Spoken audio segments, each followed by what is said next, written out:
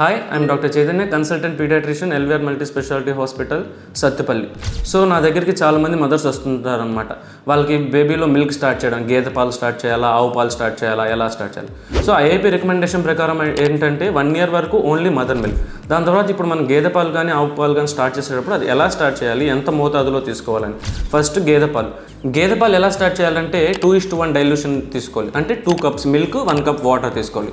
అది మనం 1 to 2 weeks తీసుకున్న తర్వాత 3:1 డైల్యూషన్ అంటే 3 cups మిల్క్, 1 cup వాటర్ తీసుకోవాలి. ఇది ఒక 1 to 2 years దాకా ఇలాగ చేయాలి. దాని తర్వాత ఒక 2 years దాటిన తర్వాత ఏంటంటే యాజ్ ఇట్ ఈస్ అంటే డైల్యూషన్ ఏం లేకుండా ఇచ్చేయాలి. దాని తర్వాత ఇది ఎప్పుడు వర్తిస్తుందంటే మనం డైరెక్ట్గా పాడే నుంచి తీసుకుంటే ఇలాగ మనం డైల్యూట్ చేసుకోవాలి. అదే చాలామంది ఈ మధ్య మనం వేరే వాళ్ళ దగ్గర పోయించుకుంటాం పాలు, లేదా మిల్క్ ప్యాకెట్ తీసుకుంటాం. అలా తీసుకున్నప్పుడు మనం డైల్యూట్ చేయాల్సిన అవసరం అయితే ఉండదు.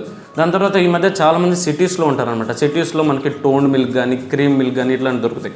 టోన్డ్ మిల్క్ మనం తీసుకుంటే డైల్యూషన్ ఏం అవసరం లేదండి. అదే కానీ క్రీమ్ మిల్క్ తీసుకుంటే నేను పైన చెప్పిన విధంగా డైల్యూట్ చేసుకోవాల్సి వస్తుంది. అదే ఆవు పాలు తీసుకుంటే ఆవు పాలు అసలు డైల్యూట్ చేసుకోవాల్సిన అవసరం లేదు. మరి ఎంత మోతాదులో ఇవ్వాలి? 1 to 2 years అయితే ఒక 300 నుంచి 400 ml వరకు ఇవ్వాలి. అదే 2 years నుంచి అయితే ఒక 400 to 500 ml వరకు ఇవ్వాలి. Follow for more updates. Thank you.